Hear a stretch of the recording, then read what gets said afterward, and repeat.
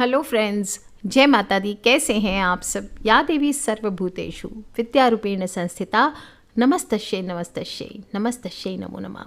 जो देवी समस्त प्राणियों में विद्या के रूप में विराजमान है, उन देवी को बारंबार नमस्कार है। बोलिए सरस्वती माता की जय। माघ माह के शुक्ल पक्ष की पंचमी तिथि बसंत ऋतु का धरती पर आगमन का दिन माना जाता है और वसंत ऋतु जो कि प्राकृतिक सौंदर्य में निखार मादकता का संगम करता है। इस दिन से जो भी पुराना है वो सब छड़ जाता है, प्रकृति फिर से नया श्रृंगार करती है। श्री कृष्ण भगवान ने स्वयं कहा है, ऋतुओं में मैं वसंत हूँ। और इस मौसम में फूलों पर बहार आ जाती है, खेतों में सरसों का सोना चमकने लगता है, जौ और गेहूं की बालियां खिलने लगती है, आमों के पेड़ों पर बौर आ जाते हैं और हर तरफ रंग बिरंगी तितलियां उड़ने लगती है। वसंत पंचमी से ही होली यानी कि रंग पंचमी की मादकता शुरू हो जाती है। प्राचीन काल में तो वसंत उत्सव का दिन कामदेव और रति के पूजन का दिन हुआ करता था और भवभूति के श्यामली माधव के अनुसार वसंत उत्सव मनाने के लिए विशेष मदन उत्सव मनाया जाता था, जिसका केंद्र कामदेव मंदिर होता था। और इसी मदन उत्सव में सभी स्त्री पुरुष एकत्र होते थे, फूल चुनकर हार बनाते थे, एक दूसरे पर अबीर कुमकुम डालते थे और नृत्य संगीत आदि का आयोजन होता था। बाद में सभी लोग मंदिर जाकर कामदेव की पूजा करते थे, लेकिन आज के युग में वो रीति बदल चुकी है और लोग इसे सरस्वती पूजा के नाम से जानते हैं, क्योंकि ये दिन माता सरस्वती के प्राकट्य दिवस के रूप में भी मनाया जाता है। सारे देवी देवताओं में अकेली देवी है जिनसे भक्त जन धन धान्य नहीं मांगते, सिर्फ बुद्धि मांगते हैं। और पौराणिक कथाओं के अनुसार सृष्टि के प्रारंभ काल में पितामह ब्रह्मा जी ने अपने संकल्प से ब्रह्मांड की तथा उनमें सभी प्रकार के जंगम स्थावर जैसे पेड़ पौधे, पशु पक्षी, मनुष्य आदि योनियों की रचना की। लेकिन अपने सर्जन से वे संतुष्ट नहीं हुए। उन्हें लगता था कि कहीं कुछ कमी रह गई है, जिसके कारण चारों ओर मौन सा छाया रहता है। तब ब्रह्मा जी ने इस समस्या के निवारण के लिए विष्णु भगवान के पास गए और समस्या का निवारण करने को कहा। अपने कमंडल से जल अपनी अंजलि में लेकर संकल्प स्वरूप उस जल को छिड़ककर भगवान श्री विष्णु की स्तुति करनी आरंभ कर दी। ब्रह्मा जी के द्वारा किए गए स्तुति को सुनकर भगवान विष्णु तत्काल उनके सम्मुख प्रकट हुए और उनकी समस्या को जानकर भगवान विष्णु ने मूल प्रकृति आदि शक्ति माता का आवाहन किया। और विष्णु जी के द्वारा इस प्रकार आवाहन होने पर मूल प्रकृति आदि शक्ति वहाँ तुरंत ही ज्योति पुंज के रूप में प्रकट हो गई। और तब ब्रह्मा एवं विष्णु जी ने उन्हें इस संकट को दूर करने का निवेदन किया। ब्रह्मा जी और विष्णु भगवान की बातों को सुनने के बाद उसी क्षण मूल प्रकृति आदि शक्ति के संकल्प से तथा स्वयं के अंश से श्वेत वर्णा एक प्रचंड तेज उत्पन्न हुआ, जो एक दिव्य नारी के रूप में बदल गया। उनके हाथों में वीणा, वर मुद्रा, पुस्तक और माला एवं श्वेत कमल पर विराजित देवी थी। और मूल प्रकृति आदि शक्ति के शरीर से उत्पन्न तेज से प्रकट होते ही उस देवी ने वीणा का मधुर नाद किया, जिससे समस्त राग रागिनियां, संसार के समस्त जीव जंतुओं को वाणी प्राप्त हुई। जलधारा में कोलाहल व्याप्त हो गया, पवन चलने से सरसराहट होने लगी और तब सभी देवताओं ने शब्द और रस का संचार कर देने वाली उस देवी को ब्रह्म ज्ञान विद्यावाणी संगीत कला की अधिष्ठात्री देवी सरस्वती कहा। फिर आदिशक्ति मूल प्रकृति ने पितामह ब्रह्मा से कहा कि मेरे तेज से उत्पन्न हुई ये देवी सरस्वती आपकी अर्धांगिनी शक्ति यानी आपकी पत्नी बनेंगी। जैसे लक्ष्मी श्री विष्णु की शक्ति है, शिवा शिव की शक्ति है, इसी प्रकार सरस्वती देवी ही आपकी शक्ति होंगी। और ऐसी उद्घोषणा कर मूल प्रकृति ज्योति स्वरूप आदि शक्ति अंतर्ध्यान हो गई। इसके बाद सभी देवता सृष्टि के संचालन में संलग्न हो गए और विधाता ने सृष्टि का संचालन करने के लिए अलग अलग देवी देवताओं को नियुक्त किया। इसमें विद्या और बुद्धि की देवी माँ सरस्वती है।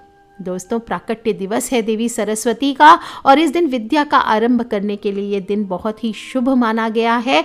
इस दिन जो बच्चे होते हैं, पहला अक्षर भी इनको लिखना सिखाया जाता है।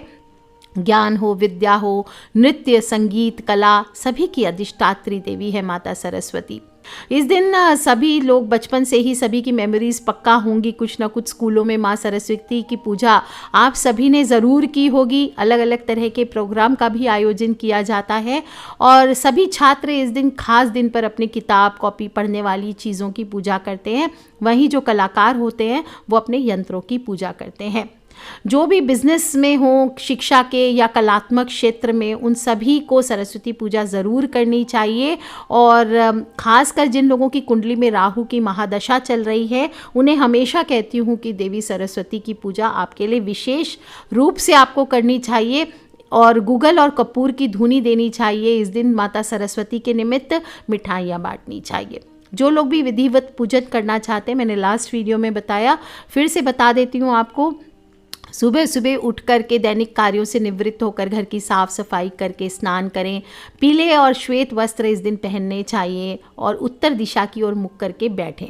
अगर आप चाहते हैं कि देवी सरस्वती की आप पर हमेशा कृपा बनी रहे, तो इस दिन सुबह जब आप उठते हैं तो अपने हथेली के मध्य भाग का दर्शन इस दिन आपको करना चाहिए, क्योंकि कहा जाता है, रोज़ हम कहते हैं ना, कराग्रे वस्ते लक्ष्मी कर मध्य तू सरस्वती, तो यानी हथेली के मध्य में माता सरस्वती का वास होता है। और रोजाना जो भी मनुष्य इस प्रकार से हथेली दर्शन करता है, उसकी बुद्धि बहुत तेज़ी से विकसित होती है। और सूर्य उदय के बाद 2.5 घंटे या सूर्य अस्त के बाद के 2.5 घंटे आपको सर्वश्रेष्ठ समय होता है माता सरस्वती का पूजन करने के लिए। आप चाहें तो सिंपल रूप से कर सकते हैं, सिर्फ माता सरस्वती की फ़ोटो आदि विराजित करके, मूर्ति स्थापित करके, या फिर आप कलश स्थापना कर सकते हैं। गणेश जी का आवाहन ज़रूर करना चाहिए, इसके बाद ही माता सरस्वती का पूजन करना चाहिए। अपने गुरु हों, नवग्रह हों, माता सरस्वती का ध्यान करें, पूजा प्रारंभ करें। वाद्य यंत्र हो, किताबें हों, ये रख लीजिए पूजा स्थान पर, और बच्चों को भी वहीं पर बैठाना चाहिए। और बहुत से लोग इस दिन से, मैंने बताया, जैसे बच्चों को अक्षर ज्ञान की शिक्षा शुरू करते हैं, तो उनकी हथेली पर स्वस्तिक बना करके आपको इस दिन से आपको शिक्षा प्रारंभ कराना चाहिए। साथ ही साथ उनके जीभ पर आपको केसर से एम लिखना चाहिए और फिर आपको ओम ऐं महासरस्वती नमः बच्चे से ये बुलवाने की कोशिश करनी चाहिए। दोस्तों, जो लोग भी गृह प्रवेश आदि करना चाहते हैं, अनपूछा मुहूर्त माना जाता है बसंत पंचमी का, और इस दिन माँ की वंदना ज़रूर करें। सभी को आता ही होगा, या कुंदेन्दु तुषारहार धवला, या शुभ्र वस्त्रावृता, या वीणावर दंड मंडित करा, या श्वेत पद्मासना, या ब्रह्माच्युत शंकर प्रभृतिर्भी देवे सदा वंदिता, सा मां पातु सरस्वती भगवती निःशेष जाड़या पहा। जो लोग नहीं पढ़ सकते संस्कृत, हिंदी में पढ़ें। हे विद्या की देवी भगवती सरस्वती, जो कुंद के फूल, चंद्रमा, ओस के मोतियों वाले हार की भांति श्वेत वर्ण की हैं और जो श्वेत वस्त्र धारण करती हैं, जिनके हाथ वीणा से सुशोभित है, जो श्वेत कमल पर विराजती हैं, ब्रह्मा, विष्णु तथा शंकर आदि देवता जिनकी सदा वंदना करते हैं, वही भगवती देवी सरस्वती, जो समस्त जड़ता अज्ञान को दूर करने वाली है, मेरी रक्षा करें। इस प्रकार से माँ सरस्वती की वंदना करके, उनका आवाहन करके आपको पूजन करना चाहिए। सिंदूर हो, सफ़ेद चंदन चढ़ाया जाता है, विशेष रूप से वो चढ़ाइए। श्रृंगार की चीज़ें चढ़ाइए। माँ का श्रृंगार करेंगे तो श्वेत वस्त्र माँ धारण करती हैं, उनको श्वेत वस्त्र पहनाइए। पीले रंग के फूल उन्हें बहुत प्रिय होते हैं, पीले रंग के फूलों से श्रृंगार कीजिए, फूल माला चढ़ाइए। माँ को शंख पुष्पी के फूल बहुत प्रिय होते हैं, तो आप शंख पुष्पी के पुष्प चढ़ा सकते हैं, और मेधावती या ब्राह्मी के पुष्प जिन्हें मिल सकते हैं वो भी ज़रूर चढ़ाएं। मीठे भात का यानी मीठे चावलों का इस दिन केसरिया चावल का भोग लगाया जाता है, केसरिया खीर चढ़ा सकते हैं। भोग में पीले भेर, शक्करकंद, चावल, मिश्री, दही, ये सभी चीज़ें जो आपकी इच्छा हो, श्रद्धा शक्ति हो, वो अर्पित कीजिए। और भोग लगाने के बाद आपको सरस्वती कवच का पाठ ज़रूर करना चाहिए। और इस दिन माँ के चरणों में थोड़ा सा अबीर आपको ज़रूर अर्पित करना चाहिए। और जो भी आपके इष्ट देव हैं, जिनकी आप रोज़ पूजन करते हैं, इन सब को, क्योंकि होली का आगमन, मैंने बताया होली का आगमन इसी दिन से शुरू होता है, इसलिए आज के दिन अबीर सभी देवी देवताओं को ज़रूर चढ़ाना चाहिए। मोरपंख है तो माँ सरस्वती पर मोरपंख चढ़ाएं। बाद में इस मोरपंख को आप बच्चे की को भी जो नोटबुक्स वगैरह है वहाँ रख सकते हैं, स्टडी टेबल के सामने चिपका सकते हैं। और एक नीला धागा आपको लेना है मैंने बताया आपको कि पहले लास्ट वीडियो में आपको चिंतामणि कवच का उपाय बताया है। जो लोग भी चिंतामणि कवच है वो बच्चों को आज के दिन चिंतामणि कवच अगर आपने पहले से पहना के धारण करा के रखा है तो उसको आज के दिन उतार करके उसका धागा बदलना चाहिए, उसका पूजन करके। और जिन लोगों ने अभी तक धारण नहीं कराया है, ध्यान रखना चाहिए, चिंतामणि कवच आप आज के दिन अपने बच्चे को पूजन करके धारण कराएं।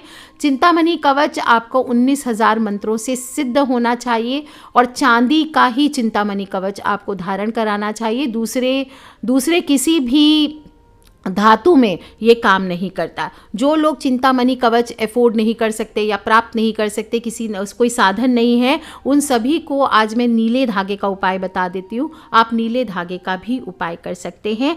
एक नीला धागा ले लीजिए और 2 इलायची ले लीजिए और माँ सरस्वती का बीज मंत्र एम आपको एक पेपर पर लिख करके रखना है। अब उसकी जो भी आप पूजन वगैरह करेंगे, पूजन कर लीजिए। 108 बार आपको एम का मंत्र इसको हाथ में लेकर के बोलना है। जो बच्चे हैं उनके माता पिता, स्पेशली उनके पिता हाथ में लेकर के इस उपाय को कर सकते हैं। और एम करने के बाद आपको ओम ऐंग सरस्वती नमः इसका भी 108 बार जप करना चाहिए। फिर हरी इलायची और मिश्री जो आपने रखा है उसका माँ को भोग लगाना चाहिए और माँ से आप मनोकामना पूरी करने के लिए, कामयाबी के लिए, सफलता के लिए, उच्च शिक्षा के लिए आप माँ से प्रार्थना करें। कोई भी मंत्र आप बोल सकते हैं, ये सब मंत्र नहीं बोल सकते। ओम ऐंग नमः बोल सकते हैं, ओम रिम एम रिम सरस्वती नमः बोल सकते हैं, श्रीम रिम सरस्वती स्वाहा इस मंत्र का जप कर सकते हैं। ओम रिम एम रिम ओम सरस्वती नमः इस मंत्र का भी जप कर सकते हैं। और फिर इलायची निकाल करके एक सफ़ेद कपड़े में या वाइट पेपर में पुड़िया बनाकर बांध लीजिए और अपने पूजा स्थल पर या बच्चों के स्टडी रूम या स्टडी टेबल या स्कूल बैग में इसको रख दीजिए। खाना नहीं है इस इलायची को और आप देखेंगे निश्चित ही सफलता प्राप्त होगी।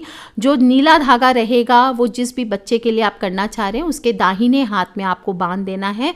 जो बेटियां रहेगी उनके लेफ्ट हैंड में आप बांधें और इस धागे की वजह से जो भी नकारात्मक ऊर्जा वगैरह भी अगर बच्चे के अंदर आ गई है, परेशानियां हो रही है, तो ये दूर होती है। सोच, खान पान आदि दूषित हो गए हैं तो वो दूर होते हैं। अगर बच्चा ज़्यादा फास्ट फूड खाने लग गया है वो कम होता है। और ऐसे लोगों को क्या होता है, जब बच्चे पे खराब हो जाती हैं, उनकी गुरु या तो डाउन में होता है या उनका जो नील है वो डाउन हो जाता है, तो इससे बच्चे फास्ट फूड, शीतल पेय है, नशा है, ये सब के आदी हो जाते हैं। तो या तो इनको चिंतामणि कवच धारण कराना चाहिए। जैसे बच्चा चिड़चिड़ा है, जिद में आ जाता है, सामान फेंकता है, बहुत बदमाशियां करता है, माता पिता से मारपीट करता है, बहुत तरह के प्रॉब्लम्स होते हैं बच्चों के रिलेटेड, ये सभी इस उपाय से बेस्ट है चिंतामणि कवच। और जो लोग नहीं प्राप्त कर सकते उन सब के लिए बेस्ट है नीले धागे का उपाय। इस सरस्वती पूजा पे ज़रूर कीजिए। कुछ लोगों की बच्चों की रूटीन नहीं होती है। ये बच्चे माने सिर्फ छोटे बच्चे नहीं, बच्चे बड़े भी हो सकते हैं, टीनेजर्स भी हो सकते हैं, एडल्ट्स भी हो सकते हैं, जिनकी शादियां नहीं हो रही है, जिन बच्चों के, उनके लिए भी ये उपाय किए जाते हैं। कुछ आजकल के बच्चे हो गए जो शॉर्टकट्स अपनाते हैं, मोबाइल्स या PSP पे ज़्यादा गेम्स खेलते हैं, हर एक बात में झूठ बोलते हैं, घर में टेंशन, लड़ाई झगड़े लगवा देते हैं, उनके स्किन में या मुंह में प्रॉब्लम हो, कॉन्फिडेंस में कमी हो, कोई भी स्टेज पे खड़े होकर बोलने में डरते हैं, तो इन सभी चीज़ों में इस उपाय से सुधार आता है। कहते हैं कि जो बच्चा को सुनने में प्रॉब्लम हो, बोलने में प्रॉब्लम हो, कोई बच्चा मंद बुद्धि हो, किसी की बच्चे की पढ़ाई में मन नहीं लगता हो, या घर का कोई सदस्य है जो अधिकतर रूप से बीमार रहता हो, या मैंने आपको बताया कि राहु की महादशा हो या राहु की वजह से परेशान हो, तो आपको किसी भी सिद्ध ज्योतिष से आप अपने आसपास पता कर लीजिए, उनसे चिंतामणि कवच को आपको 19,000 जप से सिद्ध करवा करके धारण करवाना चाहिए। और सरस्वती पूजा वाले दिन या तो धारण कराएं या किसी भी गुरुवार को, अगर आपको बाद में भी ये प्राप्त होता है तो किसी भी गुरुवार को आप इसको आपको धारण कराना चाहिए। जो बीज मंत्र है एम, उसको साथ में आप चिपका दें, या फिर आपको यंत्र कोई देते हैं, जो भी ज्योतिष आपको भेजेंगे, कोई यंत्र अगर आपको साथ में फ्री देते हैं तो आप वो ले करके उसे भी टांग सकते हैं। और रोज़ कम से कम 41 डेज बच्चे को बोले उसके सामने बैठ करके एम का जप करना चाहिए इस बीज मंत्र पर, या फिर गिनती ना भी करें तो 10 मिनट तो जप करें इस प्रकार से। और जो यंत्र रहेगा उसे विद्यार्थियों को देख करके, जो भी सक्सेस चाहते हैं उन्हें इसको देख करके त्राटक का अभ्यास करना चाहिए। लाभ आपको स्वयं दिख जाएगा। और फिर इसके बाद आपको ध्यान रखना चाहिए, गुप्त नवरात्र है, सरस्वती पूजा गुप्त नवरात्रों में आती है, तो बहुत चमत्कारी समय होता है। इस दिन आप ये नीले धागे का उपाय करके माता सरस्वती की आराधना करते हैं तो ये कहा जाता है आपकी बुद्धि में वृद्धि करेगी और आपकी हर कठिनाई को, आपकी हर समस्या का अंत करती है। माता सरस्वती के सामने आप दूसरा उपाय भी कर सकते हैं, नीला धागा ऐसे भी रख सकते हैं और स्फटिक की माला से या मिश्री के दाने से ओम शारदा माता ईश्वरी मैं नित सुमिरो तोय हाथ जोड़ अर्जी करूं विद्या वरदे मोय। आप इस उपाय को भी कर सकते हैं और इसके बाद दाहिने हाथ में धागा बांध सकते हैं। ऐसा करने से स्मरण शक्ति बढ़ती है। बस चिंतामणि कवच है, वो चिंतामणि कवच को रख करके इस उपाय को करें, इससे भी बुद्धि विकसित होती है। और जो लोग एग्जाम्स की तैयारी अभी तक नहीं किया है, आपने डर रहे हैं कि लग रहा है कि पता नहीं कैसे होगा, कुछ नहीं पढ़ा है, कोरोना की वजह से स्कूल्स कॉलेजेस बंद पड़े हैं, तो आपको प्लीज़ ये उपाय करके, ये जप को करके आज से आप विद्या अध्ययन प्रारंभ कर लें। इससे बुद्धि कुशाग्र होगी और मैं आपको 100% गारंटी देती हूँ कि आज के दिन से जो भी मनुष्य विद्या अध्ययन शुरू करता है उसे जीवन में सफलता पाने से, किसी भी कंपटीशन में उसको compete करने से कोई नहीं रोक सकता है। दोस्तों बहुत कम दिन बचे हैं एग्ज़ाम्स में। हर विद्यार्थी को, हर स्टूडेंट को, हर कलाकार को माँ सरस्वती की उपासना ज़रूर करनी है और माँ का रोज़ ध्यान करें। नमस्ते शारदे देवी सरस्वती मति प्रदे व सत्वम मम जीव आग्रे सर्व विद्या प्रदा भव। नमस्ते शारदे देवी वीणा पुस्तक धारिणी विद्या आरंभम करिष्यामि प्रसन्ना भव सर्वदा। ये बोलते हुए विद्या को प्रारंभ करें। जो संस्कृत नहीं जानते हैं उनको लिए हिंदी में बता देती हूँ। हे बुद्धि दायिनी सरस्वती शारदा देवी, आपको प्रणाम है। सब विद्याएं प्रदान करने वाली देवी, आप मेरी जिह्वा के अग्रभाग में निवास करें। वीणा पुस्तक धारिणी शारदा देवी, आपको प्रणाम। मैं विद्या आरंभ कर रहा हूँ या कर रही हूँ, आप मुझ पर सदा प्रसन्न रहें, ऐसा बोल करके प्रार्थना कीजिए। और फिर आप देखिए, आपको नमन करता हूँ, आप हम पर सदा प्रसन्न रहें। हे वीणा तथा पुस्तक में हाथ लिए रहने वाली देवी शारदा, हमें आशीर्वाद दें। इस प्रकार से माँ को आप विनती करें।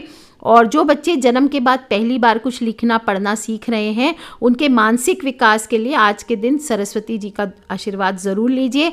अनार की कलम अगर कहीं मिलती है तो अनार के पेड़ से थोड़ा सा डंडी तोड़ लीजिए या फिर तुलसी ले लीजिए अगर अनार ना मिले तो, और इससे शहद में डुबो करके बच्चे की जीभ पर एम ज़रूर लिखें। इससे भी बच्चे की सीखने की क्षमता बढ़ती है। और जो लोग भी हवन करना चाहते हैं आज के दिन, उनको बता दूं हवन ज़रूर करना चाहिए सरस्वती माता का। ओम श्री सरस्वती नमः इस मंत्र का जप करते हुए 108 बार आपको मिश्री से और धनिये से, मैंने बताया लास्ट वीडियो में भी, आप दोनों चीज़ें मिक्स करके या फिर आप थोड़ी हवन सामग्री और घी ले लीजिए, उससे भी आप हवन कर सकते हैं। और माँ के नाम का हवन ज़रूर कीजिए सभी बच्चों को बिठा करके। और फिर देखिए दोस्तों कैसे जीवन में, करियर में और बच्चों के जीवन में स्पेशली तरक्की, बुद्धि और ज्ञान की प्राप्ति होती है। आज के लिए इतना ही दोस्तों। खिलखिलाते रहे, मुस्कुराते रहे। बहुत ही खूबसूरत समय है तो चिंतामणि कवच या नीले धागे से उपाय ज़रूर कीजिए। एक तो बच्चों का दिमाग एग्जाम्स में कंप्यूटर से भी ज़्यादा तेज चलेगा। और अगर आपको भी लाइफ में सक्सेस नहीं मिल रही है, राहु की प्रॉब्लम है, राहु की महादशा आदि है, शादी विवाह में प्रॉब्लम हो रही है या सक्सेस नहीं मिल रही, दुकान आदि नहीं चलती है, तो ये उपाय ज़रूर कीजिए, आपको ज़रूर फायदा मिलेगा। Take care friends, love you all. जय माता दी, बम बम भोलेनाथ की, जय सरस्वती मैया की।